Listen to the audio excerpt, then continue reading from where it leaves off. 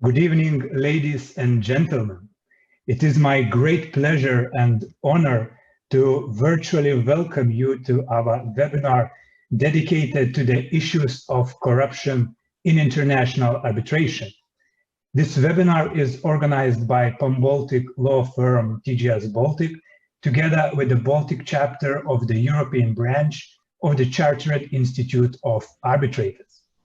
My name is Tadas Varapnickas. I am a senior associate at TGS Baltic, and I will be moderating this event together with my colleague Patricija Rukštelytė, whom I'll give the floor just in a minute. As a matter of very short introduction before we start, probably there is no doubt that corruption is one of the main obstacles for the lives of many people to improve, or to at least improve faster worldwide. This is an issue which lasts for centuries, and differently from many wrong practices that vanish during the time, corruption seems irresistible even in the age of technology. Furthermore, as the Corruption Perception Index of Transparency International shows, the majority of countries that were ranked in that index, so 180 countries, and the majority of them showed little to no progress in tackling the corruption for over a decade. 2/3 of those countries scored below 50 in the Transparency International scale, where 0 means highly corrupt and 100 means free from corruption. So 2/3 out of 180 countries scored below average and were more corrupt than not corrupt. In other words, while we have been experiencing a rapid improvement in technology, the same cannot be said about our fight with corruption. Corruption can happen anywhere, in businesses, in governments, in courts, and unfortunately, arbitration, international arbitration, is not protected from this issue as well. Recent cases in different countries and different practices towards this issue shows that this phenomenon was, is, and likely will be an issue for international arbitration community, which needs to be discussed and which is a topic to exchange ideas, to better understand this topic, and to find the best ways to fight with corruption. This is what we intend to discuss in this webinar, to search for best practical solutions for arbitrators, for practitioners, for counsels, and just for those who would like to practice in international arbitration. And that's what our discussion will be about. Here, I give the floor to my co-moderator, Patricija, who will now present you the structure of this webinar, as well as, and probably most importantly, our stellar speakers. Thank you, Tadas. It is my absolute pleasure to introduce our distinguished panel today, which I personally believe for those in arbitration scene don't really need an introduction. So I'll be very brief and only give an outline of our speakers' truly impressive profiles. As a keynote speaker, we have Professor Mohamed Abdel Wahab. He's not only a founding partner at Zulficar Partners, but also professor at Cairo University. And broadly speaking, just an outstanding and currently leading practitioner in the field of arbitration. We are extremely honored to have you here today, Professor. Next, we welcome Barton Legum, partner at Dentons Paris office and head of PEM's investment treaty arbitration practice. Bart is praised for his expertise in investment treaty arbitration, and this is not surprising as he argued before numerous international arbitration tribunals, as well as trial and appeal courts in the United States. Welcome, Bart. Next, we welcome Domitille Baizeau, partner at Lalive, and I quote, one of the most in-demand practitioners in Switzerland for her generation. Aside her extensive practice acting both as counsel and arbitrator, she has also co-authored a book on corruption in commercial and investment arbitration, which I believe makes her very well equipped for our discussion tonight. Welcome, Domitille. And finally, we welcome Vilius Bernatonis, Managing Partner at TGS Baltic and the head of CIArb's European branch pan-Baltic chapter. Vilius has been active in both investment and commercial arbitration disputes and is particularly well known for energy-related disputes. Welcome, Vilius, as well. Right before jumping in, let me briefly discuss the logistics. First, we'll hear a keynote speech prepared by Professor Abdel Wahab. And after that, our panel will have a discussion diving even deeper into the topic.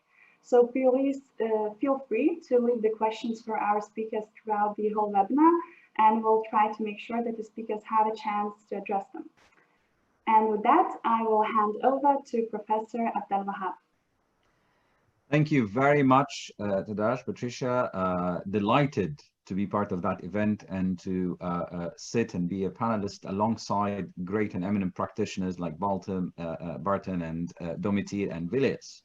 It is indeed a pleasure to be invited, and I think without further ado, let me just start with my presentation in the next 15-20 minutes or so. I hope you can all see the screen now. So basically, the topic that I want to address with you, corruption, is indeed fascinating as a topic, and especially in international arbitration. We talk when corruption meets international arbitration. It's in and of itself a great deal of complexity. We're now factoring into technology as well, a third variable into the equation, which leads to further complications. And I think that is the innovative angle that I intend to discuss with you today, which is the perils and promises of technology in relation to corruption, specifically in the context of arbitration. I'm going to divide my presentation into a number of themes, basically 7. I will start with a very brief overview about the inequity and moral turpitude in relation to corruption. Then I will move to what I call the 4 corners of corruption and touch upon briefly the global efforts. Then I will tackle where does corruption feature in the international arbitration arena and how it infects arbitral proceedings, using the term infection. And then I will move to the main part, which is the technology factor. And as a matter of fact, we all know that technology is a double-edged sword. And then how we can use technology to purge or purify arbitration from corruption as an infection, focusing on certain practical considerations before I end with 3 brief comments. The first point to start with, I want to show you something, which is basically this map. And many of you would wonder what this map is, especially if I put the next one next to it. Immediately, one may think that since we're focusing on corruption, that must be an area where corruption may feature, and then there's a second map. The reason I'm bringing these both together, because I wanted to show you that one, which is the first one, is a Transparency International Corruption Perception Index, where we see shaded varying degrees from red to orange to yellow to dark red, where we see the redder it gets, or the more darker in terms of color, the more we see that corruption has infected those areas. And on the other hand, we see the COVID-19 map, which is another global pandemic in a way. And what I want to mention there is that even though we're focusing on COVID-19 almost for the past year and a half, if not more, they're both global pandemics in a way, really, COVID-19 and corruption. And we're caught between them both as we speak today.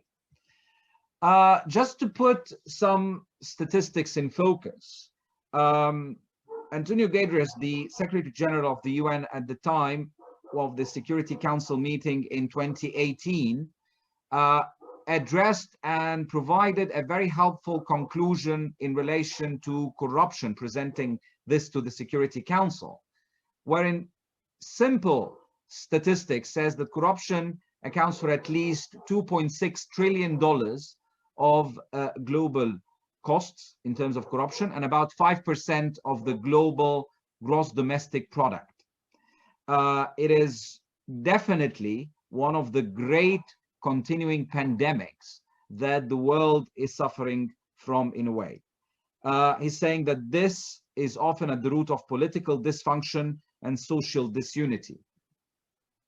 Others, like David Cameron, has also referred to corruption as an evil, reaching to every corner of the world, and it is definitely at the heart of the most urgent problems we face.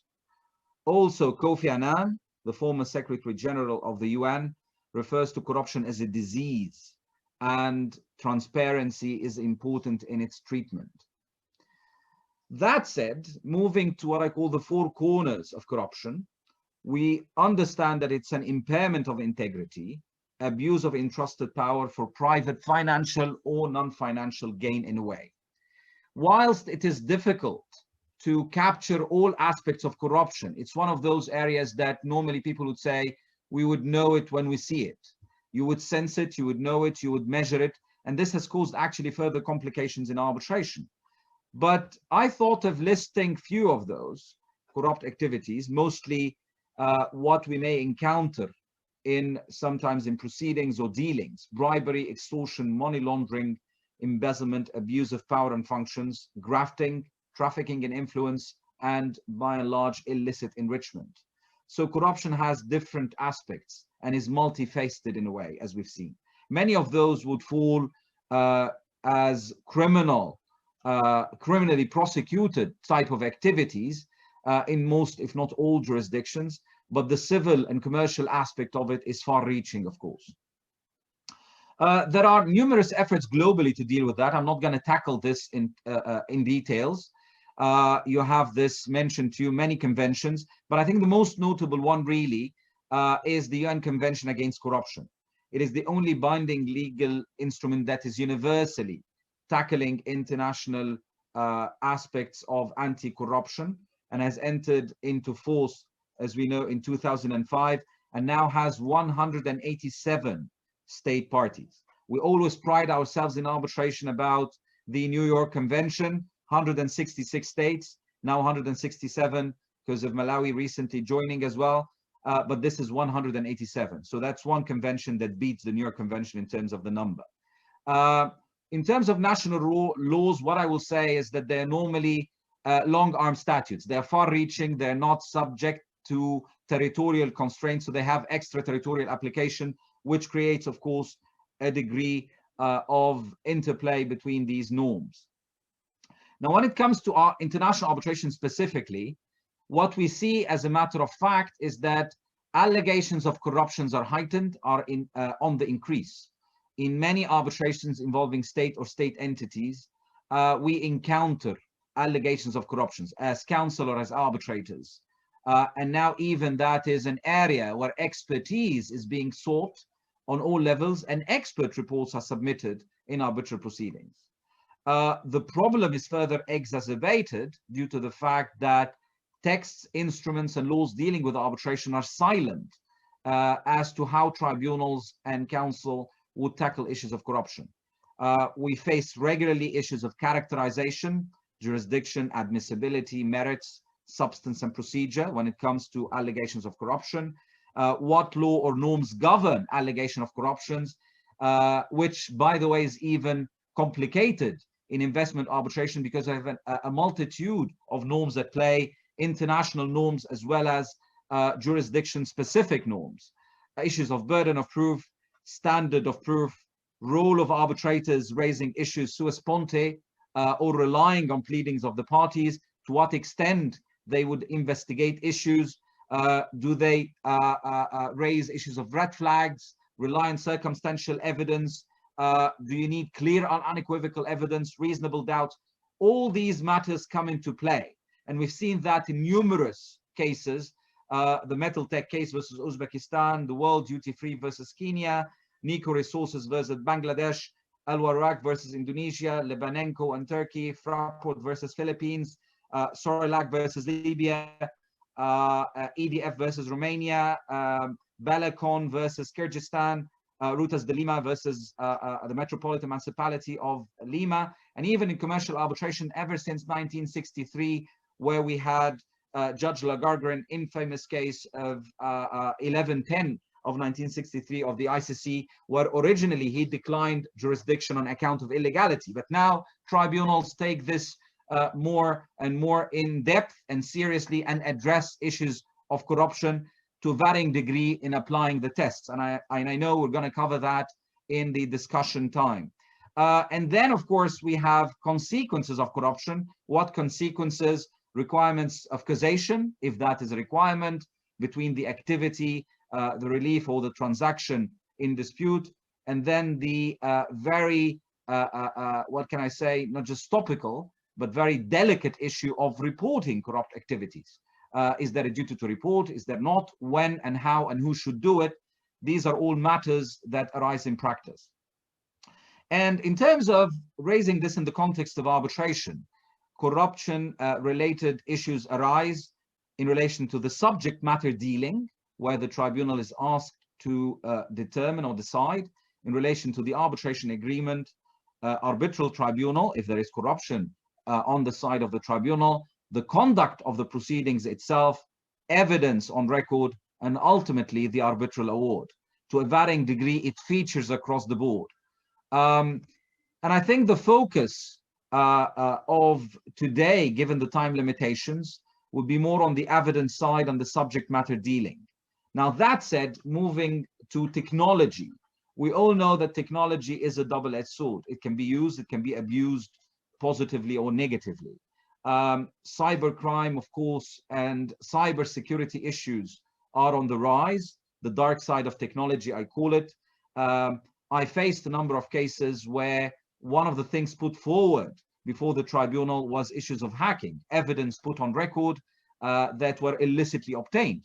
And you find varying degrees of approaches by tribunals, both in investment and commercial arbitration, about the admissibility of illegally obtained evidence, let alone assessing the illegality of this evidence. And hacking featured, where you suddenly find documents springing into existence, where you question the legality of providing those documents, as well as the content and authenticity of those documents. So that's, I think, the dark side where technology is abused in this regard. But on the bright side of technology, which is I call the, rather than cybercrime, but the technology crime, and I think COVID has accelerated the use of technology. I'm using the term hacking, but in a different context. How can we use technology to hack into corruption and try to cure this global pandemic in a way? And I think here the practical considerations of using technology, I divided these into 4 broad areas. The subject matter, which is the dealing or the contract or the substance of the dispute before the tribunal. And here I think technology can play a great role in reducing or eradicating corrupt activities altogether. The more people resort to a cashless society, more technology oriented, and the more resort to artificial intelligence, especially at the time of big data, we will find that corruption becomes then difficult to pursue as an activity because of the level of transparency, neutrality, and reliance on technology rather than the human element. So with the advent of big data and intelligent data mining, where you use technology and artificial intelligence to scan literally the various phases of a transaction, bidding process, governmental processes, to find for anomalies or insidious activities that do not fit the framework of the dealing itself. And that has been used and is being used and is advocated by the World Bank and other organizations nationally, supranationally, and universally in a way to try and reduce the exposure to corrupt activities and planting the seeds of corruption in relation to activities involving state and state entities. Also, blockchain and smart contracts now into play, resorting to more and more aspects of encryption, the use of smart technology, rather than, again, analog type of dealings, again, it reduces corruption. So that's on the subject matter. In relation to the proceedings, the more we see in terms of automating aspects of arbitration or encrypting certain aspects of the proceedings, and now the big issue of advancing artificial intelligence applications in the different aspects of the proceedings, it becomes more and more difficult to induce elements of corruption in this regard. And then the evidence, and I know people have a perception that hard copies or paper copies of documents are more reliable than soft copies. I'm afraid this statement is a bit superficial, because even though technology brings perils, but with proper digital encryption, and I call the digitization, and that's different from the digitalization. Digitization refers transferring analog to digital, scanning, whatever, that's standard. That I call is dummy type of technology. But the digitalization of evidence includes authentication. So you're able to attribute the document to a specific person or category of persons, the identification, the acquisition, you have a track record of how it is acquired, how it is presented, how it is compiled, the analysis and preservation of the document is maintained in a corruption-free environment with an automated process in this respect. And then finally, in terms of awards, which I think we don't pay much attention as to corruption there, we faced, and I've seen a number of cases going to challenging awards on the basis that certain aspects of the award were implanted after the award was rendered, that this is not the signature of the arbitrator, that's not their initials. All these matters come into play and raise issues of corruption. But with the advent of digital signatures and the use of encryption, biometrics, I think we will witness more and more e-circulation of judgments and awards. Rather than taking the award and going to enforce it to a court, I think there will be free e-circulation and e-enforcement. There will be, we now see the e-apostille convention internationally that I think will find its way to enforcement under the New York Convention. And we know as well that there is the United Nations Convention on the Use of Electronic Communications in the conclusion and performance of contracts. And in Article 20, it refers to the use of technology in relation, it applies to the New York Convention on the recognition and enforcement of arbitral awards. So I think the less hands that are going to touch awards and judgments in a way, the less likely corruption may be manifested. So these are all practical considerations to eradicate corruption.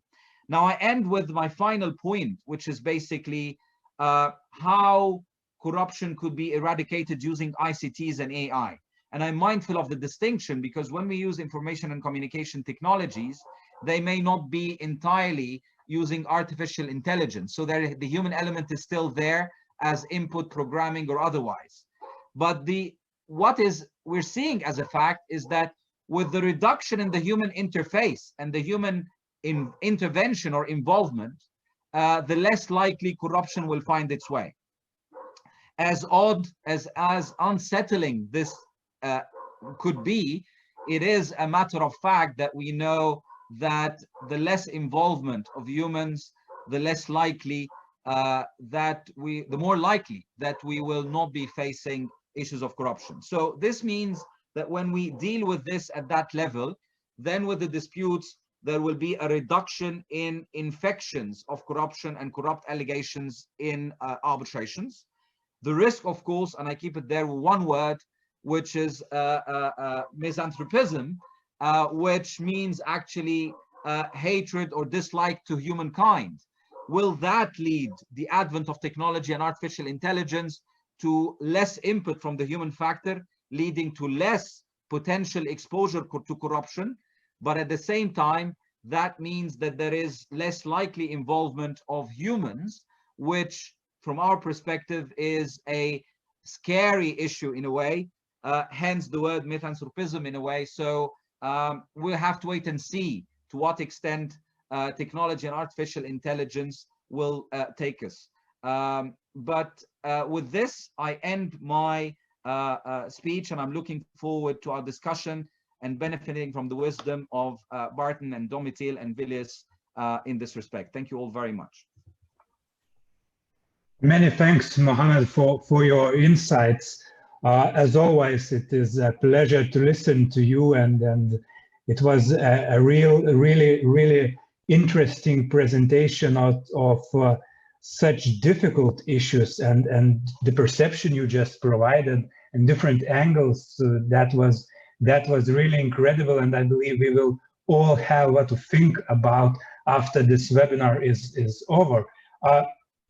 Your speech, your keynote speech, I believe also serves to us as a very good ground for our second part discussion between Barton, Domitille, Vilius, and of course Mohamed himself, and probably we can move to this part immediately. Just one quick note before we start.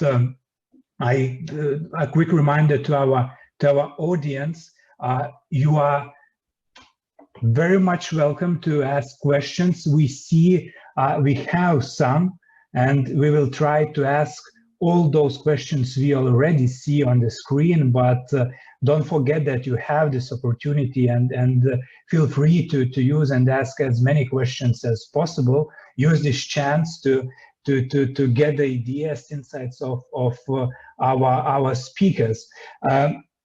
Moving to our discussion, you mentioned in your keynote speech, Mohamed, your perception of corruption, and normally all the presentations, all articles start with the perception of a definition. So probably it's also would be good for us to start with a question of a general nature. Do you believe the approach to corruption is unilateral within the arbitration community, or it differs? And if it differs, should it be unified? And if it's even possible to have a unified approach in the arbitration community worldwide? And since Mohamed, you just finished, probably it would be a great idea to start with you. What do you think about that?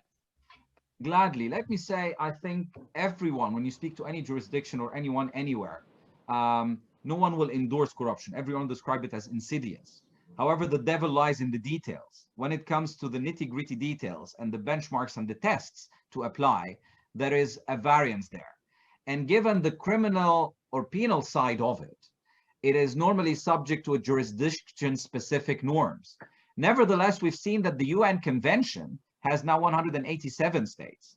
Of course, it tackles various aspects. And by the way, technology features only in two provisions in that convention. One in relation to hearing witnesses and issues and protecting them, and the other in relation to judicial assistance and dealing with these aspects and ensuring that the processes are, the technology used is free of any issues.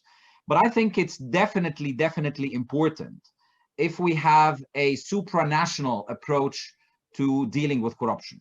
I don't think we're yet there, and I think we're in the phase of conflicting norms, extraterritorial application of stuff. And I think it's important that we start tackling this. And I'm mindful of the fact that when people talk about corruption, the immediate thing that pops to mind is bribery. And one would think that the most menacing or difficult or important aspect. I would beg in relation to arbitration to differ a little bit, because if it's bribery and you can prove it, that's easy. I think the difficult part is more on the trafficking in influence, peddling in influence, grafting, or money laundering. These are not easy to prove or easy to distill, and that's where the problem lies. So I think this is more menacing there. So if we have more collective supranational efforts there, I think we'll be able to achieve more. Thank you very much. Thank you. Does anyone want to add anything? Yeah, perhaps I'll. Good afternoon, Yeah. Good afternoon, everyone, and thank you for the invitation. Perhaps I'll beg to differ a little bit, just also for the debate. So it's true that you now have these international instruments with definition, and I think UNAC is probably the broadest, as you said, Mohamed. But what is interesting with that convention is that even that convention actually very much focuses on the bribery of public officials and doesn't really tackle private sector bribery. And that is because it recognizes that you have different countries with different norms. And indeed, you have countries where what would be considered perhaps in your country as bribery may not be. And you used two very good examples, I thought, which was influence peddling, and I think you may have used as well, but if not, I would say things like facilitating payments or gifts, which depending on their magnitude or the timing of them may be considered acceptable in some countries, provided that certain safeguards are in place. I'm not sure that the international community, arbitration community, is the right forum to come up with some international instrument. And I wonder, given the overlap between arbitration and criminal law, whether it is really possible to do that if you park the most serious forms of arbitration. Arbitrators need to decide corruption as they need to decide other issues within a certain framework, applicable law, public policy issues, and I'm not sure yet another instrument would really facilitate things. So that was in part to slightly disagree with mine. I'm not sure we do fundamentally though. Thank you, Domitille. Mohamed, would you like to say anything in this respect? I can only echo and align myself with what Domitille has mentioned. I'm not sure which part we disagree on, but I think I'm in agreement with what she mentioned. Thank you. Okay. Does anyone else, Barton, Vilius, would you like to comment on this? Okay. So yeah, we started with a really interesting thoughts.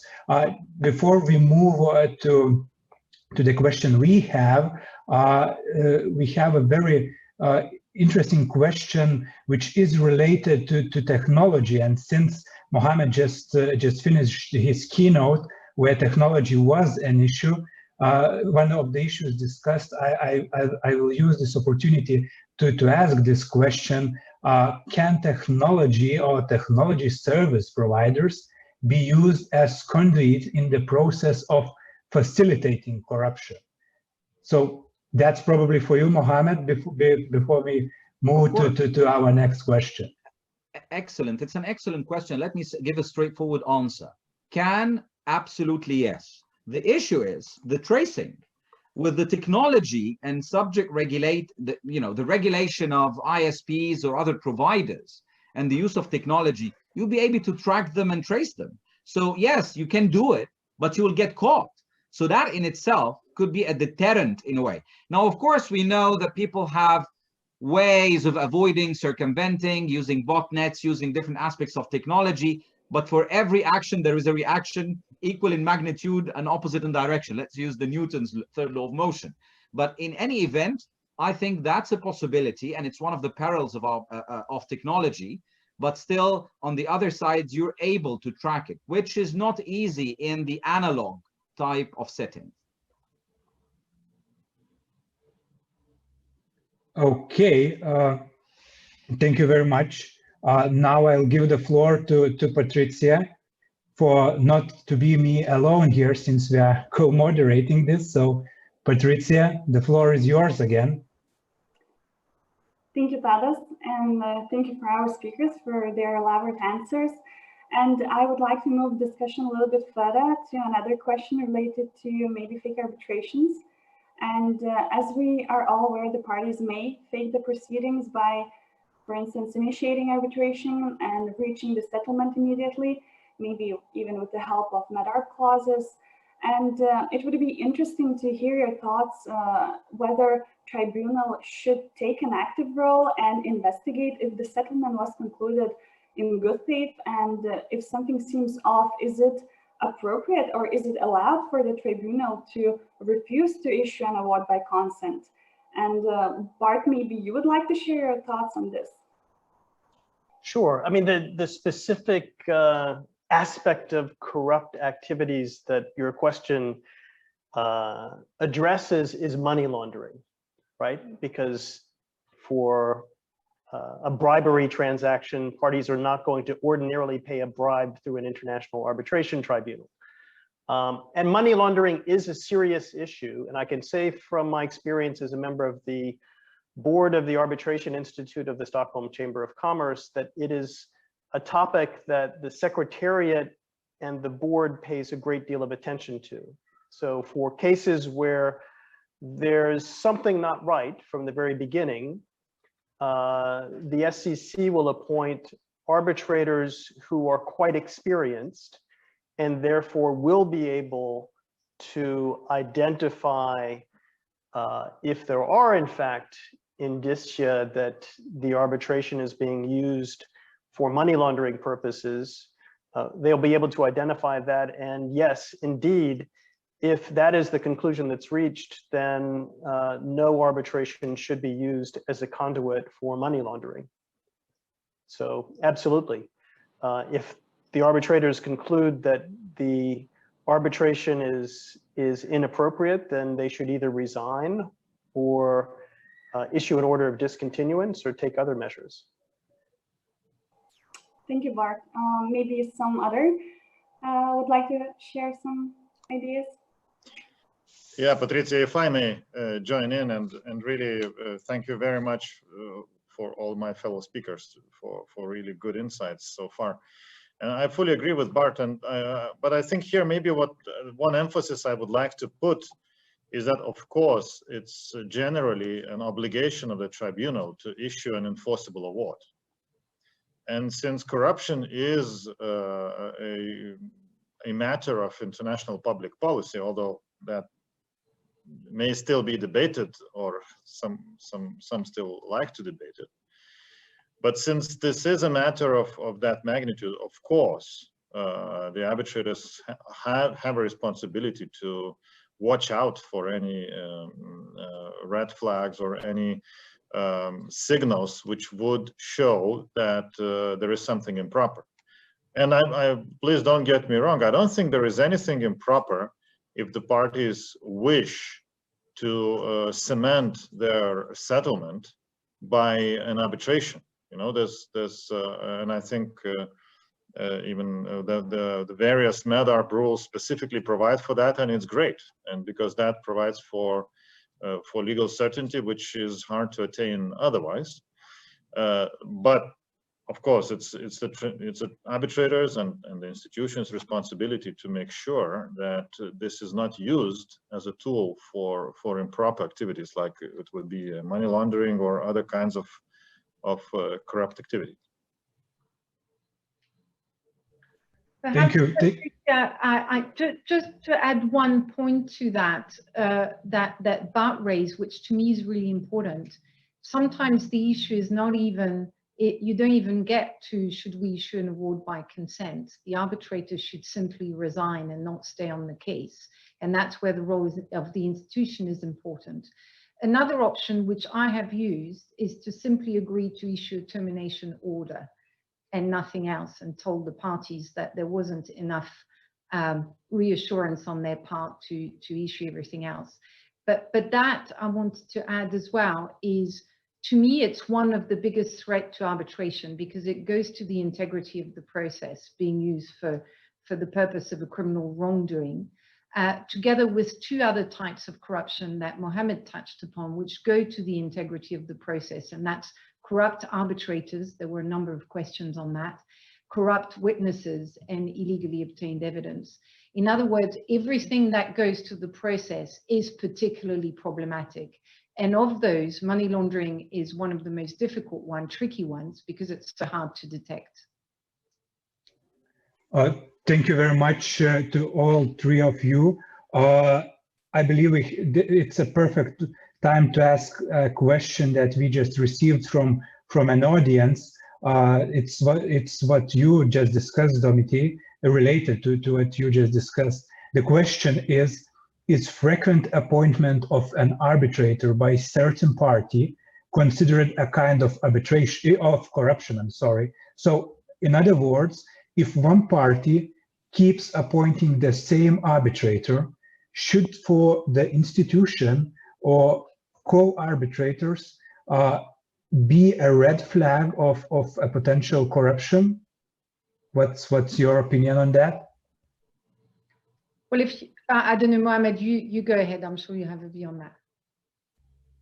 Well, I was just going to say, I think that's really taking it a step too far. But in terms of presuming that there's a presumption of corruption, but we all know that the arbitration community has agreed on certain rules about repeat appointments, and there's a reason for that, is to avoid at least the perception that there might be an element of, if not corruption, certainly partiality. I fully agree. I was going to say that the question is an interesting one, but the word used is frequent. And I think we need to distinguish repeat appointments from frequent appointments from a private arbitrator. It's like a private jet. When whatever you have a case, you're going to appoint X. And I fully agree. It's a step too far. And that, I think, is one of the risks of using the word corruption. It can get too loose in a way. The question is that an appropriate or inappropriate conduct? And I think it would be a step too far to take it to the level of corruption, absent certain red flags that would be added to the mix. But I think we need to distinguish repeat from frequent from private, in a way, type of linguistic. Thank you. Well, it seems it's an interesting question. Bart, Vilius, would you like to comment on this? If Bart is not jumping in, maybe just briefly, I would like to second Mohamed on this, and I think it's really important how we use the term, because by using the term too broadly, we are in fact risking to dilute the topic. And if we call every impropriety and every conflict of interest corruption, this is definitely not going to make the test of international public policy, which actually I'm very much convinced it should be. And this is the thing we're talking about. This is the evil of the magnitude of the human trafficking and drug trading and so on. So therefore we should be careful, and I think well, so far I think it's very clearly established that repeated appointments by the same party are at certain circumstances treated as a signal of conflict of interest for the basis for removing the arbitrator, and unless there is further evidence, I wouldn't call this a red flag for corruption, actually. If I may add just a little bit of context, sure. Because I don't want the members of the audience to get the impression that corruption of arbitrators is an endemic issue. There are, in fact, laws that make it a crime to bribe an arbitrator in many jurisdictions. Prosecutions under those laws are extraordinarily rare. There's a ground for annulment of Icts awards, that is corruption of a member of the tribunal. I'm not aware of that ground ever being invoked in the history of Icts. So yes, these are interesting theoretical problems, and it can happen. It probably does happen sometimes, but it is not at all a common occurrence by any means. I agree completely. If I may add one thing for the interest of our audience, personally, and I think that's not a secret, it's known to everyone, there is the Chevron case, which I think shook the world completely. And I'm not sure whether we have time or not, but people must have read into that. And I think that goes to Barton's point and Domitille's point, is that that was a sort of multi-billion-dollar case in a way. And when I was approached for appointment, at the time, the other arbitrator was Professor Kosheri, God bless his soul, he passed away.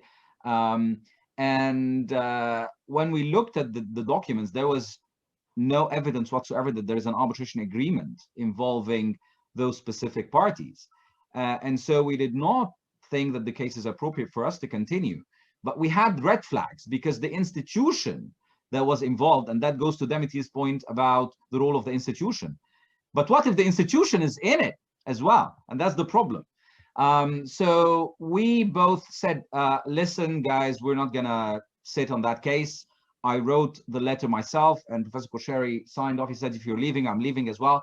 So we left. And what happened is the institution carried it forward with my name. I had to even notify the public prosecutor that my name is being used wrongly. I had resigned from the case, and they didn't even say that Professor Kosheri just resigned. They said for health reasons and whatever. And then they continued with a different tribunal, rendered a decision. The tribunal was part of it, and there were imprisonment sentences passed later on. And it's one of those rare instances where you find that the intervention was warranted, because we see that sometimes arbitrators are subject to retaliatory measures or whatever in different jurisdictions. But this was an interesting case, and it involves Chevron. It was dealing over a land that was ultimately then owned by the king, but it's a very interesting, rare case involving a sham type of award. And the US courts declined to enforce it ultimately as well. Thank you. Thank you. Yeah, that's a very, very interesting example. Moving on, because we will run out of time and we have so many other questions waiting in line. Moving from appointment, because we just discussed it, moving from appointment to a stage where we have a tribunal members and the working tribunal and ordinary arbitration proceedings, not just concerned arbitration, if I may call it so. The question is, should our tribunal, which we have constituted, should our tribunal investigate if there was a corruption on its own motion or sua sponte? And if yes, what are the practical considerations to be taken into account? For example, at what stage should it be done, and how it should be done, not to act ultra petita? And here I would like to address this question to Domitille, if I may say so, may ask so, because Domitille analyzed this issue a few years ago and wrote a very interesting publication on the issue. So, Domitille, the floor is yours. Thank you, Tadas. It's interesting because when I researched this topic, that was about 5 years ago, there were very few cases, very few arbitration cases. There were lots of ICC awards unpublished in which corruption had been briefly discussed, but actually found not proven by arbitrators. There was one big case, Metaltech against Uzbekistan, where the tribunal had carried out that investigation, and I wrote my paper just before NICO against Bangladesh, which was on which one of my partners was the president. And when I looked at this issue later on, and I've kept an eye on developments, I see now that the proposal I put, the paper was written for the ICA Congress in 2016 in Mauritius. And when I put the proposal or the case for sua sponte investigation by tribunals, it was actually quite controversial, in particular amongst the older arbitrators in the audience. And I don't think today anyone would say that it is controversial. And if you look, for example, at the toolkit we may discuss later on, it advises arbitrators to look into this. And 5 years ago, that was clearly not the case. And there's a reason for this. I think most people think that it's because of the political moral argument, because arbitrators may hold some kind of public office or maybe worried about the risk of complicity. And these are all real concerns, I agree. But I do think that the shift that has happened and that had to happen is that tribunals now see such investigation as part of their mandate to evaluate the claims under the relevant applicable laws. And the relevant applicable laws, by that I mean in the wider sense, including public policy consideration, including the place of enforcement of the contract. And if you do that, if you look at it that way, your main barrier, which older arbitrators used to raise, i.e. the risk of a decision ultra petita or deciding a matter not raised by the parties, falls away. Because the issue of corruption in most cases is actually very much relevant to the claims made, the defense, and often are determinative, is determinative of those issue, because it will affect the validity of the contract, or in investment treaty arbitration, the jurisdiction of the tribunal, or admissibility of claims. And if you look at the Rutas de Lima case, that's exactly the approach the tribunal took, to say, this is part of what we have to decide. It's a bit different when corruption is raised just for coloring purposes, in passing, to put a doubt in the tribunal's mind. And there I think it's definitely a little bit more tricky. And I think the other reason why tribunals should do it is because they, in reality, have the tools to do it. In the past, the arbitrators, and I remember even Professor Pierre Lalive, who actually had to tackle that issue as arbitrator, saying, we don't really have the powers to do that. Well, arbitrators have the powers to raise issues of law, they have the powers to investigate facts, and they can do a lot within the realm of a particular case. The reason they don't is often cultural, i.e. more or less interventionist in the proceedings. But I don't think it's justified. As to the when, that's a tricky question. In my view, there are two scenarios. The evidence of suspicion or strong suspicion coming to light, even if neither party pleads corruption, or when a party simply insinuates corruption and there are other signs that corruption likely occurred. And that's not easy. That's very easy to say like this, as I have now. But even when you have great list of red flags, as you do, for example, in the IC guidelines on agents and intermediaries, or in the toolkit we might discuss later on, actually applying that in practice is not that easy. And there's one concern in particular that I have seen in practice as arbitrator, is a party raising corruption and saying, you know, you need to go ahead and investigate this, planting a doubt in your mind, but actually leaving it there, not properly pleading that the contract should be void, or what the consequences should be, or what exactly should be investigated, because they themselves are possibly tainted by the whole process. That, I think, is a real practical difficulty. I've had it with very large corporates who were actually trying to push the burden onto me to go and make certain findings without themselves pleading it or helping me in any way.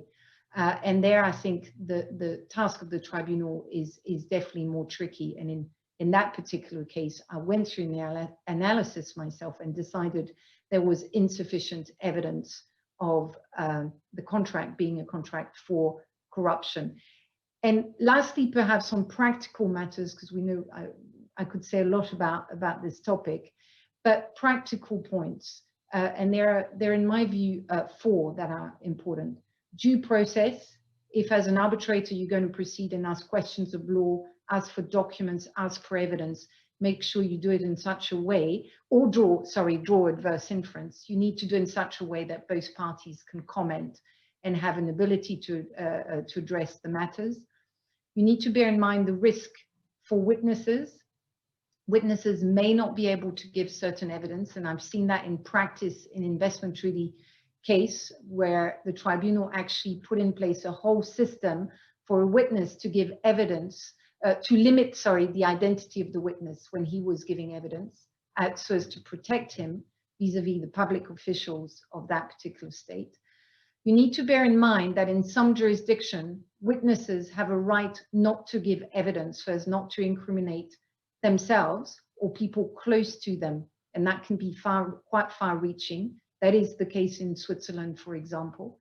And you need to seek the support of the institution. Bart mentioned the board of the SCC. The ICC is also very helpful in this. They will make available to you on a no-name basis examples of what tribunals have done, and that can be very helpful. There are also, of course, issues of standard of proof, burden of proof, but I don't think we've got time to go into those.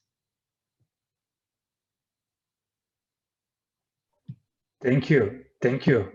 It was very interesting. All our answers we received tonight, I may only say, are very interesting, and we will have much to think about after the webinar is over. Does anyone want to comment on this? If I may, maybe just a brief comment.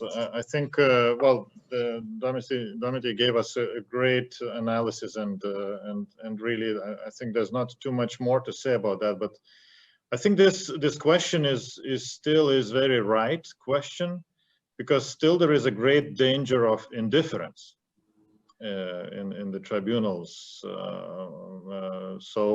So it's, I think I fully agree with Domitille that the tribunal has the tools and the rights to investigate the issues. When should they do it sua sponte? I think it's a big and broad topic to discuss. You have to look into circumstances, and arbitration, I think one of the strengths of international arbitration is flexibility, where arbitrators can make the appropriate decision.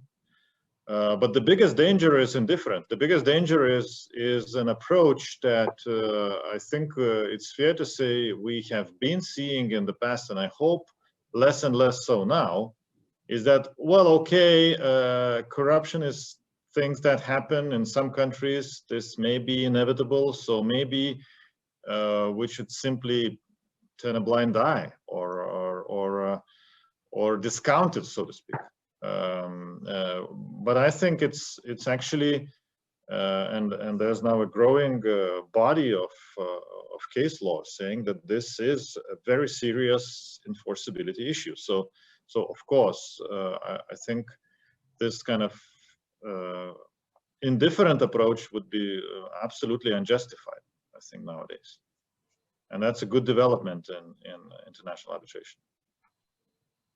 Perhaps I can just add one point, or actually pose a question to Domitille.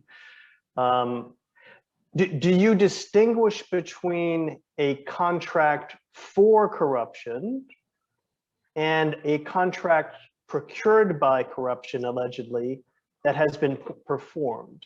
Because in the first case, in a contract for corruption, an award based on that contract can be viewed as giving effect to a corrupt bargain, which arbitrators should not be part of, and under those circumstances, the sua sponte investigation would seem to be appropriate.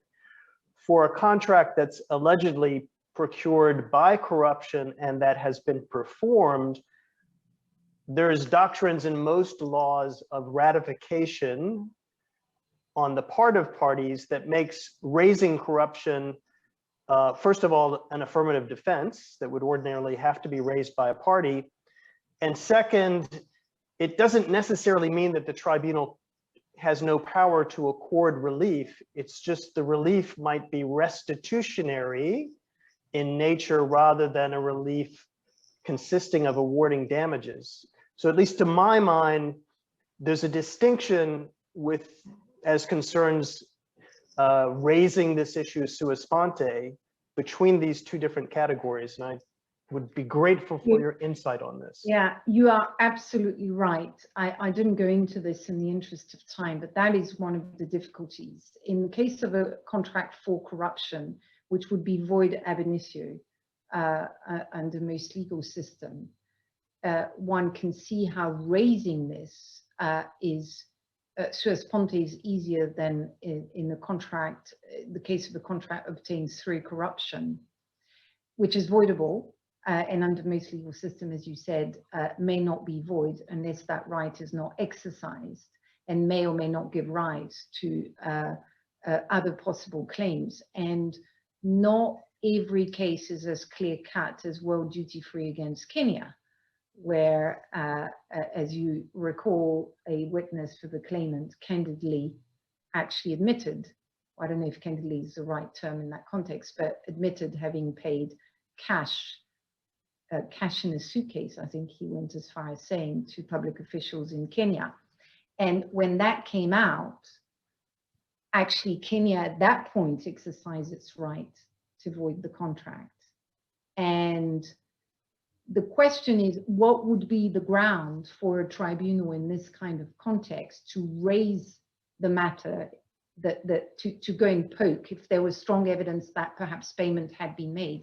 I'm wondering, though, if it doesn't all come down to public policy considerations, because it is a fact of corruption that has led to this contract being voidable, and whether that doesn't give you the tool as an arbitrator to raise this. The consequence of that, though, you can't go as far as saying as leading to the legal consequences and go and ask, so what are you going to do about this contract? And are you claiming restitution, etc.? And if I remember correctly, Bart, in World Duty Free against Kenya, I don't think restitution was sought in the end, or the tribunal didn't have to deal with that. I haven't read the case in a while, but I think that was the slight unusual feature of that case. But do you think that from a public policy perspective, it really makes a difference? I'm not sure it does. I mean, it's difficult, but it's not the same, right, as helping a party by raising the possible existence of a legal defense that would another type of legal defense, I don't know, lack of capacity or something that would enable it, precisely because you can raise those public policy considerations. It's tricky, and I have to tell you, in the range of how delicate this is, I think I say it in my paper, and I remember saying it, I'm much more comfortable with the contract for corruption scenario, which unfortunately is not necessarily the most common scenario. I think contract obtained through corruption is probably a more common scenario. If I may, with Tadas's consent, just pick up on that very briefly. Sure. It's certainly a much more commonly alleged scenario. And let's not lose sight of the strategic interests that lead to that being the case, and Mohamed's observation in his presentation that corruption allegations are being made more and more frequently. If you're the respondent in a case, alleging corruption is a nice way of changing the topic of conversation from your breach of the contract to something allegedly wrong that the other side did.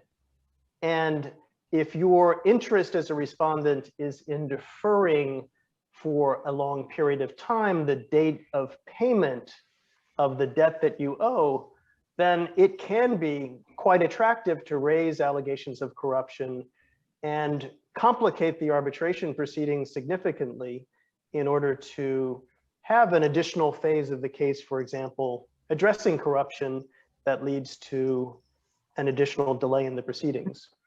But if I may, Tadas, I'll answer that very briefly. You're absolutely right about that. And that's where I think, going about it from the tribunal's perspective, it's not simply a question, allegations made, let me look into this. It's really looking, is there enough evidence to substantiate this? And there are 2 points to that. There is, what did happen contemporaneously? Your criminal investigation that never happened or got open and stalled and has never moved forward might be an indication that this is just fabricated. There are myriad of cases where allegations are made and no criminal complaint has ever been filed. That as a tribunal does give you an indication that it may be raised simply for the purpose of delaying the arbitration, as you say. The way it's pleaded is another strong indication, I think, in how you can deal with it. Those assertions in passing, I tell you, don't trigger in me the willingness to start investigating matters sua sponte. Sorry, we've gone on, Tadas, but this is probably one of the trickiest question in this area. And that's the idea. That's the idea. It's a discussion. If we have only one speaker providing his or her opinion and then moving quickly to other questions, then it's not a discussion. So that's an idea, and then feel free to jump in. We are very happy to hear your thoughts. And we have actually one very interesting, I would say, philosophical question from our audience related to arbitrators' obligation to investigate sua sponte. Domitille, you mentioned arbitrator, if I may say so, arbitrators have an obligation to do that, investigate the facts, the law. One of our viewers asks, is there any kind of social responsibility for arbitrators to combat corruption? So maybe I can rephrase, to investigate sua sponte, and can we use social responsibility as a justification for investigating corruption on arbitrators' own motion? So that's a philosophical question, but I found it really, really interesting. Well, I think I mentioned it at the start. There is a moral and political justification for more intervention. But personally, I don't think it suffices. I don't think it is the job of arbitrators to investigate every suspicion or every allegation of corruption. They don't have the means to do it in that way. But arbitrators do have the means to investigate the claims before them by poking and asking more questions if those are relevant to the claims and the defenses before them, and if there is enough for them to intervene in this area. So I'm afraid that the risk of disappointing the person who asked the question, I'm not sure this is about moral obligation. This is about what is it that you need to carry out your mandate as an arbitrator, which mandate includes taking into account public policy considerations, including rendering an award that will be enforceable and not set aside because it's in breach of international public policy. And we may come back to that when we discuss the Elston case. May I add one thing? I'm completely resisting the temptation to chime in because it's such an interesting discussion. But Tadas, I think I'll just briefly say the following. You started your excellent question or comment by saying there is an obligation. I will be very cautious with the word obligation. I think Domitille used, and I was hearing carefully what she's saying, that they are advised or perhaps encouraged, not to use her own words, but I think obligation takes it a step too far. I think arbitrators may have the power to do so and investigate with a measured approach. And I think the word measured is important, and I don't take it lightly because, and again, Bart's excellent classification about procurement of a contract by corruption or a contract for corruption, I would add to it a third element, which is a post-procurement or a post-entry into force aspect of allegations of corruption. Would that taint the whole contract in a way? And would the party be entitled to benefit if proven from the existence to invalidate a contract that was concluded?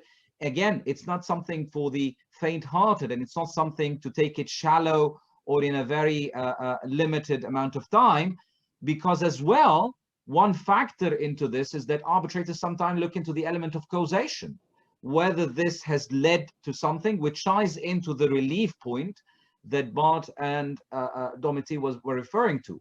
And I think the interesting element is that we've been discussing this in the context of an arbitration involving two active parties. But what if one party is not appearing? Would that lead to a heightened or broader approach by the tribunal to invoke or rely on their sua sponte thing? And as a matter of fact, and I've seen it in one case, and I was surprised, I was not involved in it in any way, but we were prosecuting a case, not as an arbitrator, but as counsel. And what I told the tribunal is that now respondents who are not participating are, as a matter of fact, benefiting from excellent counsel at no cost, which is the tribunal, because the tribunal has taken a stand to put in arguments and ask questions, raising points that are not raised by the party at all, that is befitting of the world-class advocates making an argument. And I think it was an eye-opener, because you need to draw a line.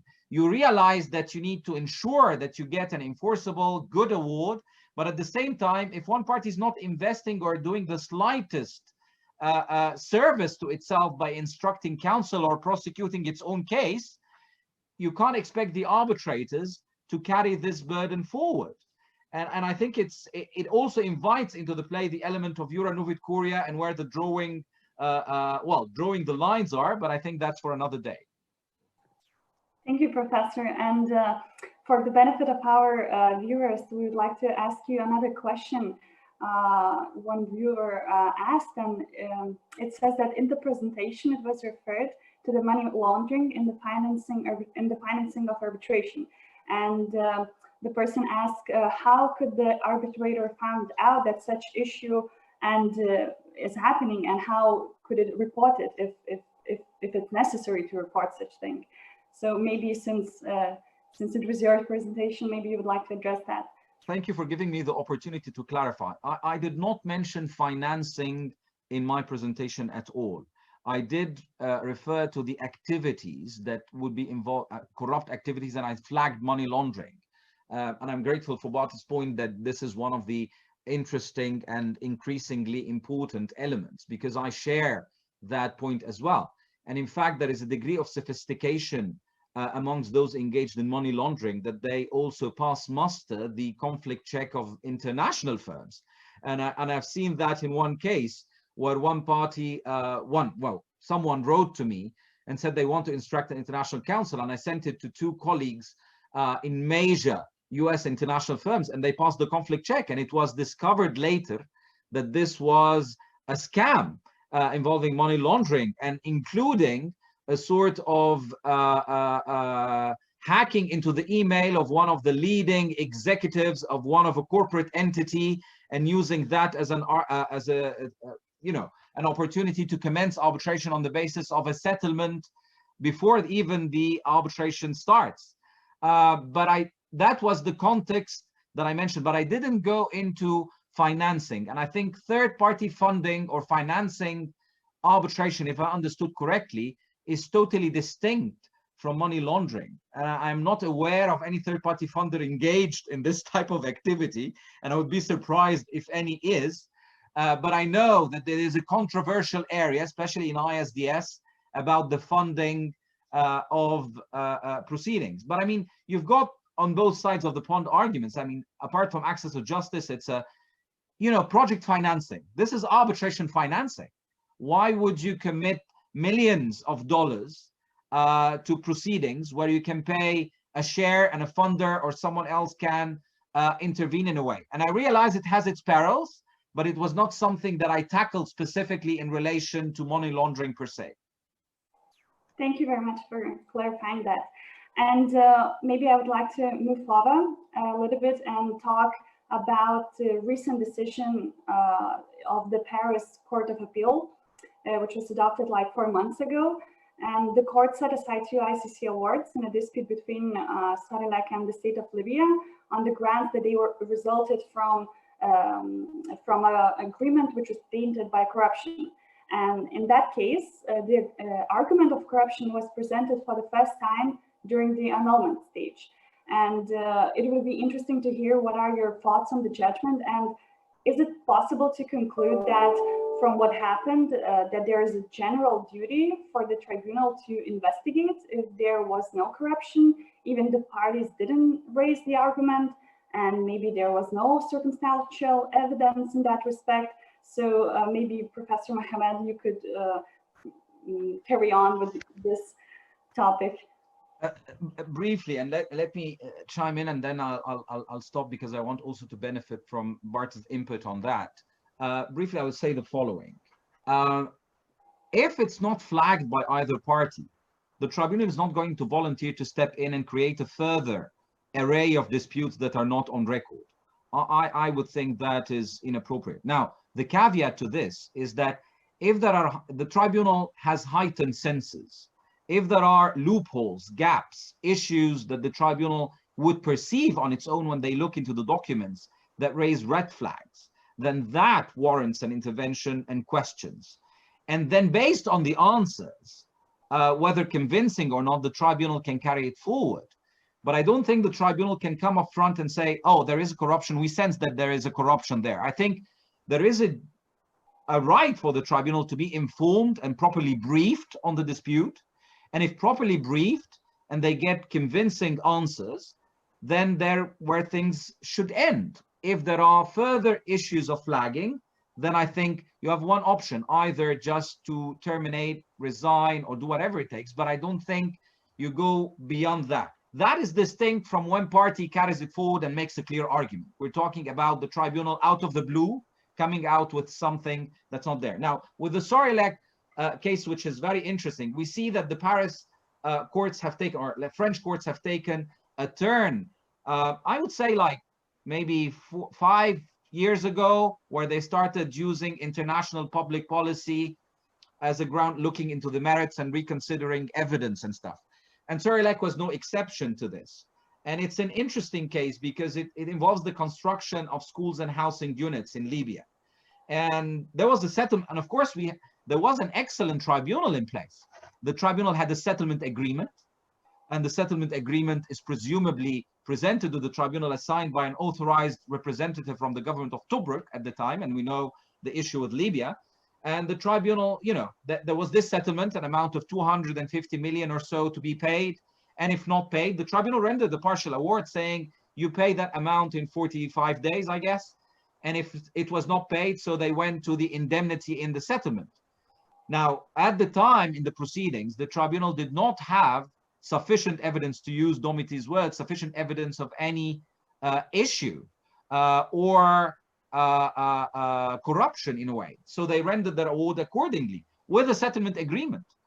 Now, before the Paris Courts of Appeal, there was then the first time this was raised and pursued by the state of Libya. And I think when you read the judgment of the Paris Court of Appeal, it gives that they relied more, and if I'm not mistaken, Bart can correct me if I'm mistaken on that, they relied more on circumstantial evidence.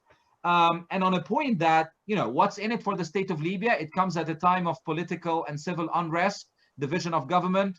There was no proper channels of getting the procedures cleared, signed, and there must have been a benefit in a way for the official. And one of the points flagged was that, by the way, they got their money. There was nothing in exchange for the state of Libya in that settlement, either political or otherwise.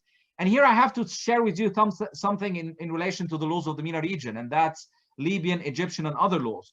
A settlement agreement in the laws of in these countries requires a compromise. So it's not that you're admitting and paying the debt completely, you're getting something in exchange. So there is a compromise of sorts. And I think the Paris court found that there was, you know, no compromise. What's in it? So for them, there isn't a reasonable, logical reason to get the settlement carried forward. So they said, the UN Convention is part of international public policy. We feel that there is corruption and we're setting aside the award. They looked into the merits and they assessed the evidence different from what the tribunal did. I hand it over to Barton on that. For me, the interesting thing about this case and the line of French cases that it is part of is that the French courts are not looking at the arbitration award and saying the arbitration tribunal got it wrong. That's not what this is about. Instead, it's about looking at the award as possibly reflecting the fruits of corrupt activities, and then evaluating de novo whether or not to the court feels that there has been sufficient evidence that the award is the result of corrupt activities, not in terms of the arbitration process, because this is not at all directed at the arbitration process. Instead, it's looking at the underlying transaction and evaluating it. So it's interesting that the French courts have taken this approach. I mean, returning to your question, Patricia, to me, the conclusion that this line of cases leads to is actually the opposite.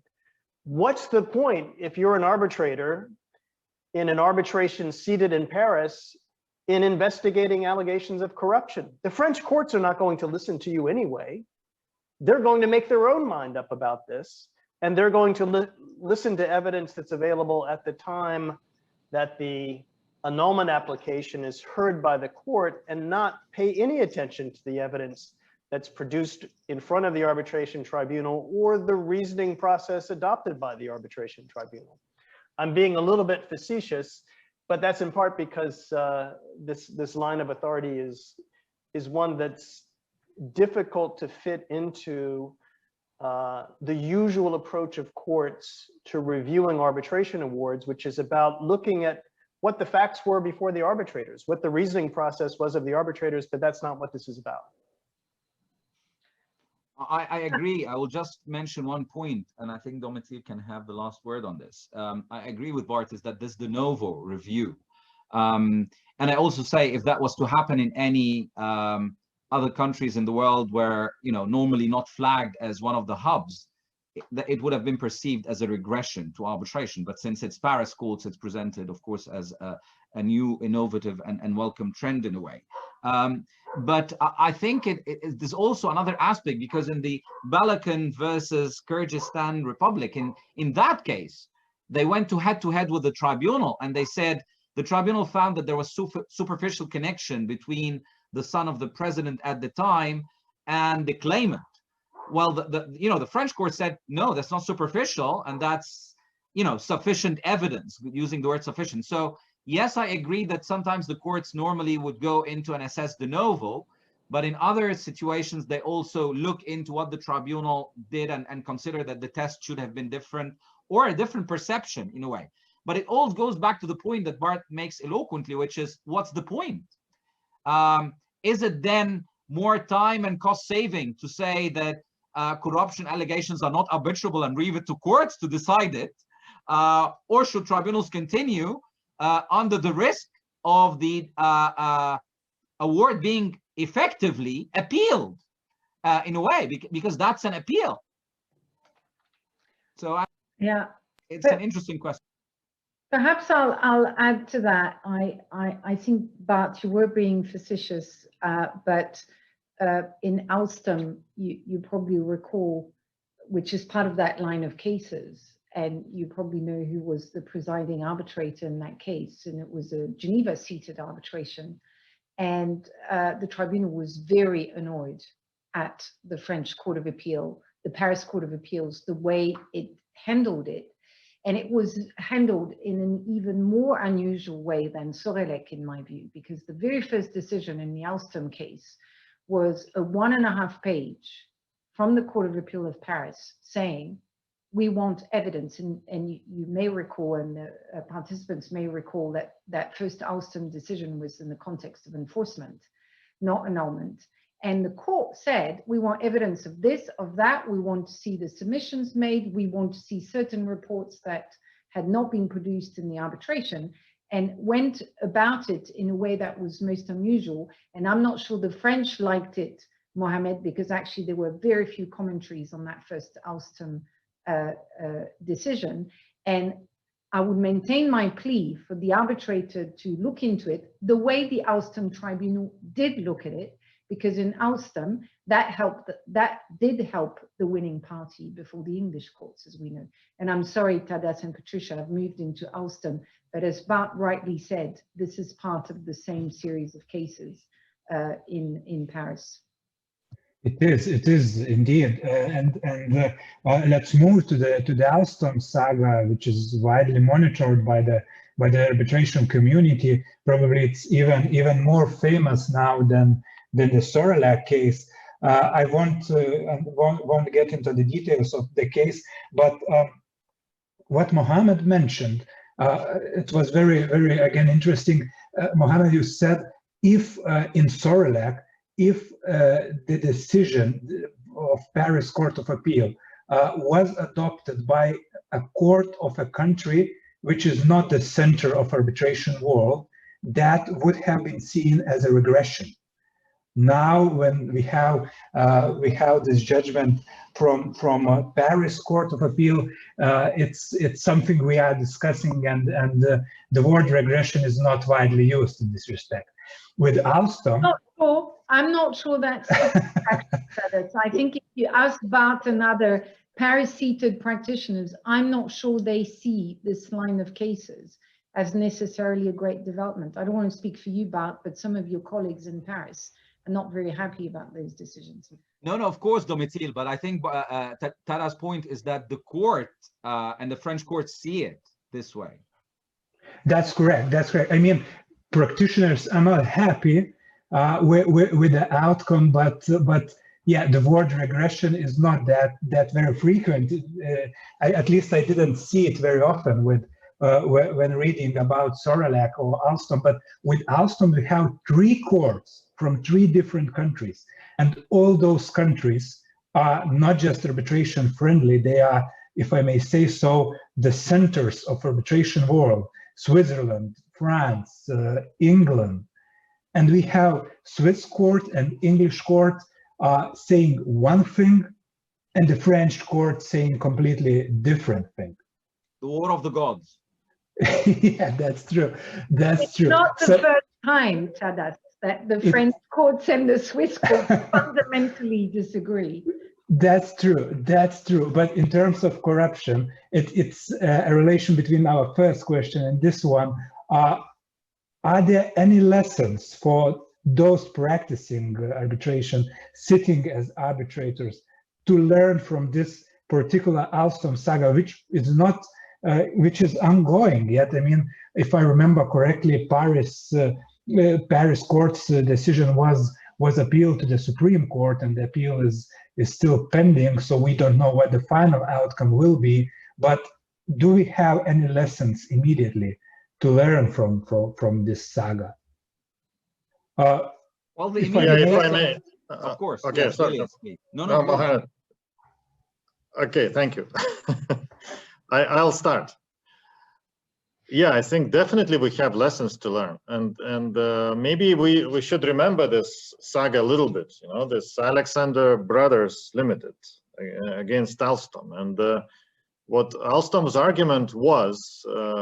I think, and as far as I understand it, and I cannot say I'm super deep into these things, but I think they changed a little bit their story from what it was in before the tribunal and what it turned out to be before the courts, and this was part of Alstom's problem. So I guess I wouldn't judge too quickly that the courts have somehow disrespected the tribunal, because apparently they have different set of evidence before them. But the Alstom's defense was that these contracts were contracts for corruption, as Bart characterized them helpfully. And they said that these were, because these were consultancy services fees that Alexander Brothers were enforcing against Alstom, and they were saying that these fees were used to bribe Chinese officials. So we have on the face of it, an absolutely clear-cut, indefensible, if true, corruption financing scheme. So I understand this argument evolved, so it came to this kind of fruition before the courts only, and it wasn't presented like this before the tribunal, which may have been a reason for a different decision. But so the arbitrators awarded against Alstom, and the Swiss court took the approach of not looking into evidence that was not presented before the arbitrators. And the French courts took the approach that they will make their own investigation and they will look into evidence. And the English court, well, it took, I would say, a kind of a different approach, but they took the approach of higher standard of proof, if I may summarize it in one sentence. And So lesson number one is we as a community, arbitration community and legal community, and the courts included, are learning how to deal with arbitration, because we are coming, and I think we need to recognize that to very many extents, we are coming from this indifference. We are coming from this, okay, this may be shady things happening, but it's not none of my business because it's not part of my mandate, or it's for some other reason. So we're coming out of that, and in this, I may be in the minority here, but I am sympathizing a lot with the French court approach, because they are breaking this indifference. They're saying, no, no, no, this is important. This is a matter of international public policy, and we will look into that. And I guess this is how most courts would look into an allegation that the contract was, for example, financing human trafficking. Probably whatever happened before the tribunal, the courts would say, no, stop. If this is credible allegation, we will investigate that, because this is a total killer to the award under the New York Convention. So I think, so lesson number one is we're learning, and there's need for consistency. Lesson number two, I would say we are on the right track. Well, despite this may be frustrating for some parties with these different decisions, but we are going into better understanding of how these allegations should be tackled.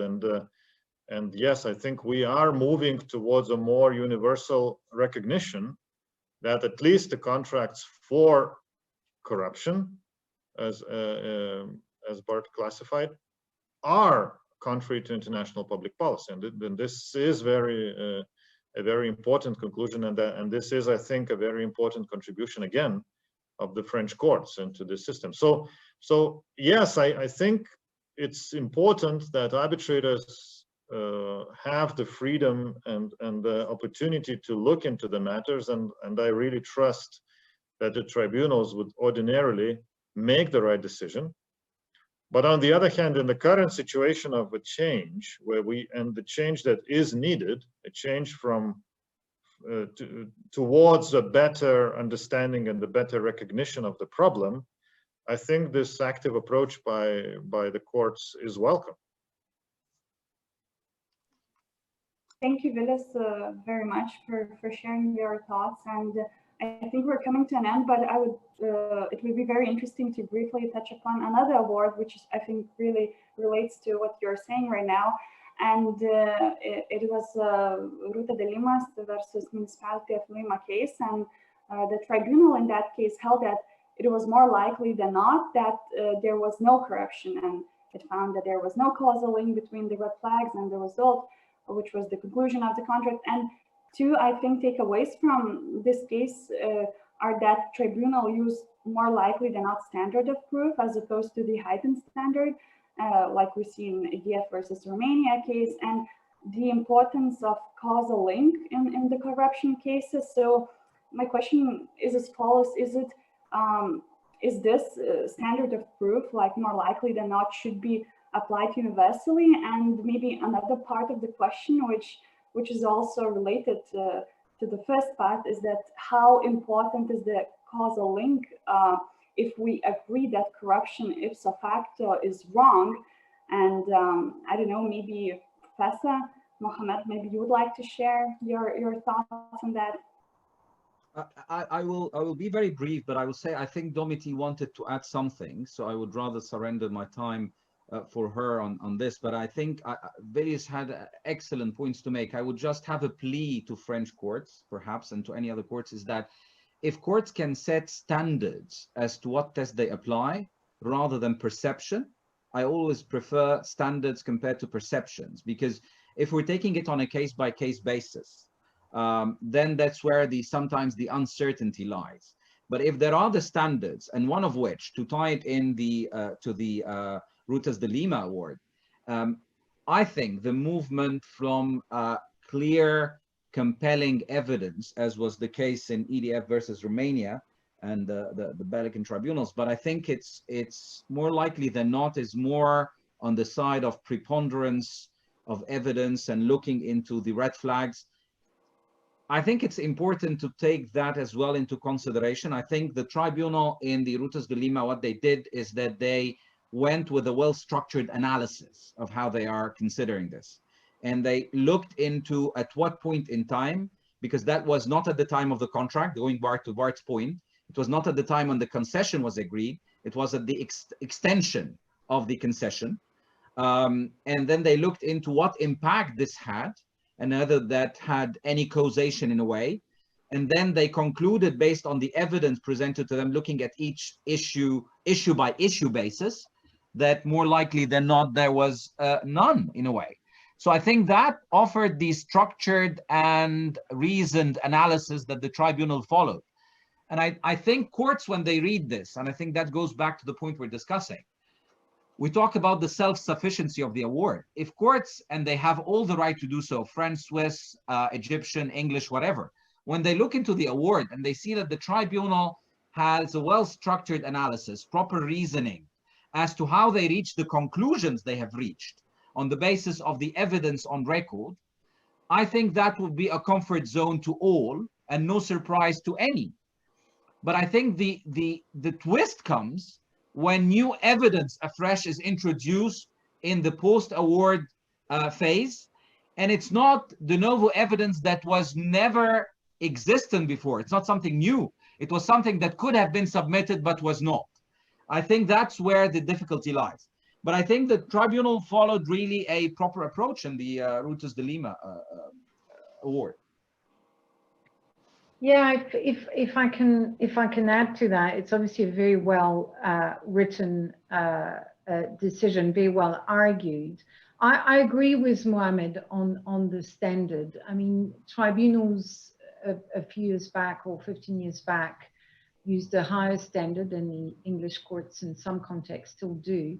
But the standard of more likely than not preponderance of evidence, which is the normal standard in civil law, in civil cases, I think is the right standard, because you have to be dealing with allegations or claims of corruption in the context of a specific arbitration.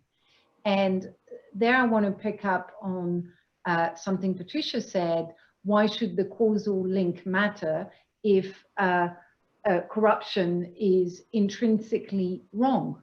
Well, I'm afraid the mandate of arbitrators is not to combat arbitration worldwide in every possible way. The mandate of arbitrators is to make sure that in the dispute before them, corruption is addressed when it is seriously suspected and when it is relevant to the claims and the defense before them.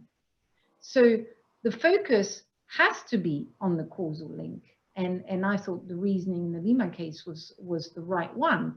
To go back to a point I made earlier, this isn't about throwing out there coloring of potential possible corruption, the point Bart made as well. I have it at the moment in an investment treaty case I'm chairing. I have this allegation of corruption actually made of invitation of a request for bribery, claim made by the claimant, with nothing. There's just nothing to it. So it's just creating this coloring. It is not linked to obtaining the contract in the first place. I don't know what it is linked to. And there, causal link does matter, because this is about the claim in the arbitration. And in that sense, the Rutas de Lima is a very important decision.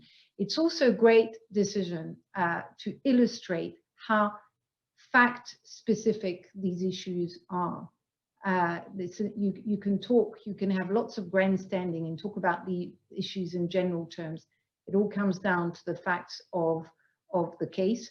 And lastly, it's an important decision because red flags are not everything. And the existence of a red flag doesn't prove corruption. It shows that you are in a dangerous territory and you need to be alert and you need to look at the evidence in the context. But red flags are not evidence of corruption. Again, I've had to make that ruling in one case where party just said, look at all these red flags, and then sit back and said, you should investigate. Well, no, it's not. You have to have a bit more than that. So maybe they read your article on sua sponte and then thought you will deal with it. They did, and I quoted the article back to them. Situation where allegations are made and actually not substantiated. And in my case, just for the anecdote, absolutely nothing had been done or raised by that particular party for several years. They had gone as far as agreeing to this arbitration with a tailor-made arbitration clause, expedited procedure. And then we got into the arbitration, they said, corruption, and by the way, this is a very accelerated procedure. We have parallel proceedings. We could tell you what happened, but we can't tell you what happened, but please draw adverse inferences. I was like, no way. And I learned that the general counsel was happy about the outcome. So it did feel like they were just trying it out. That's really sounds like, as you said, as an anecdote. Barton, Vilius, would you like to add anything? I guess the only thing I'd say is on the question of standard of proof, which is a fiercely debated topic in this area. It's also a topic that, to my mind, never makes a difference in cases for two reasons. First of all, because standard of proof is something that really only common lawyers get. The standard of proof in French courts is intimate conviction on the part of the judge, intime conviction. Whatever that means. Which just means that the judge is persuaded. Yeah. And the reality is that arbitrators are only going to decide in favor of a party if they are persuaded that that's what the facts were. And whether or not there's a technically applicable higher standard of proof for a human being to find that another human being has committed an act that is serious, such as bribery, they are going to want to be sure about it in the same way that arbitrators that are diligently doing their job want to be sure about every important issue that they decide. So standard of proof is something that's often debated. I don't think that it makes much of a difference in actual cases. But do you have the same? I don't disagree with you, and I think there's a fair bit of reverse engineering in awards on standard of proof. I sometimes have the impression it's the same when it comes to burden. There's a little bit of reverse engineering, but the overall assessment of the evidence will be, okay, do we think X and Y happened? And on corruption, I have the impression that once you have serious evidence on the table, even if the arbitrator may not say the burden has been slightly reversed, it's what tends to happen under cover of, if you are the party being accused of corrupt conduct, you have the means to disprove it and you don't, then we may make that finding. It's in that sense that I have the sense that we have a similar approach when it comes to burden, perhaps less obvious, but similar kind of reverse engineering. I mean, to my mind, it's the same thing in that, the arbitrator's role is to evaluate the evidence that's been produced. If one side has produced evidence that's sufficient to prove a fact, at least prima facie, to use that's the point, yeah. The time-honored phrase. What does proving a fact means, yeah. But if it's enough to persuade the tribunal that it's probable, and the other side doesn't come up with anything, although they should have the evidence to prove the contrary, then you may be persuaded when you wouldn't be persuaded if the other side had put forward contrary evidence. Yeah, but I think still, while I agree with both of you, I think the discussion is important and it's good, because here again I think there's this learning curve, because if we look into standard contractual disputes, the types of facts and types of evidence are very different from the things that you would have in trying to allege corruption. And you know, in a contractual dispute, there is something which is supposedly all the way above board, and there is the usual ways how companies go about concluding contracts, and the usual things that are done, and the usual ways how they are documented in certain cultures. With corruption, it's quite the reverse. It's by definition secret, and it's by definition shouldn't be documented, or must not be documented, or documents must be destroyed if they are created in the process. So it is a different animal. And while I agree that the standard of proof and the burden of proof should in principle be the same like with all other issues, I think the arbitrators must be sensitive to the specific nature.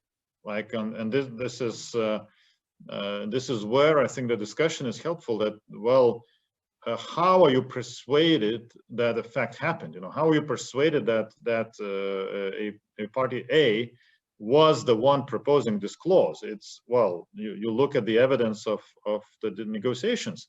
How are you persuaded that the party A gave a bribe to party B representative? I mean, you won't have caught them red-handed, you won't have evidence, you won't have a receipt. You will have to look into different kinds of evidence. And therefore, I think it's good that we are discussing it under the topics of standard and burden of proof. Vilius, I wonder if your last point, which is a really important one, doesn't go more towards the question of whether this is an area where tribunals should be more prepared to draw inferences, which to me is a slightly different, possibly different points that go to the means of proving. I mean, ultimately, it goes to the same issue as you said. And I think it's one of the things that was very well argued in Metaltech against Uzbekistan, where the tribunal actually listed a whole range of requests that had been left unanswered, requests for documents and information, and had warned the parties about the inference it would draw. And that, I think, is particularly important in this area for the reason you mentioned. It's often secret, it's hard to prove, etc. So you have to be able to do that. And beyond issues of corruptions, we know, or at least that's my opinion, that tribunals tend to not like drawing inferences and prefer having very specific evidence they can hang their hat onto. And if you take that approach in the context of corruption, it's much more complicated. May I say that sometimes law does offer an opportunity when you go back to the basic legal principles, which is the benefit of presumptions that exist in civil and common law. One important consequence of the existence of presumptions is shifting the burden of proof. And this goes back to the issue of the red flags and otherwise.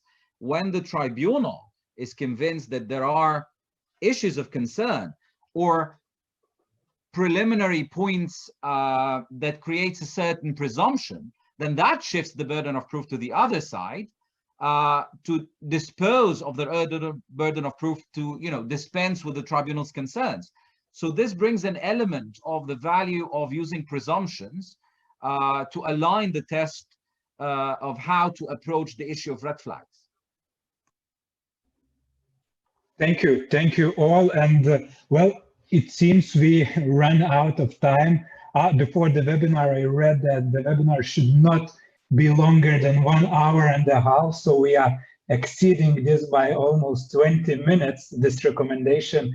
So probably it's a time for us to finish here. Of course, so many questions are still unanswered, and in our chat box we see questions from our audience, which we will keep for our next time, because as we see, this topic is so hot that probably we could discuss it for days, weeks, and months probably after all the judgments in Alstom and other cases are adopted, the final judgments. I mean, so I'm really grateful to our speakers, to Mohamed, Barton, Domitille, Vilius as moderators. I just texted Patricia on the phone. As moderators, we couldn't be happier.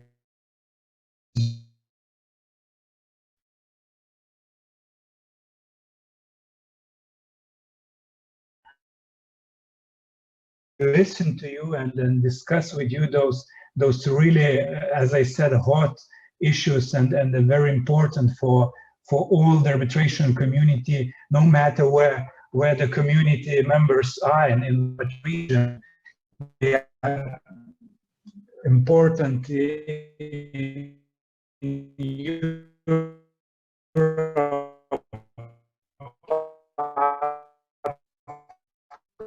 and elsewhere.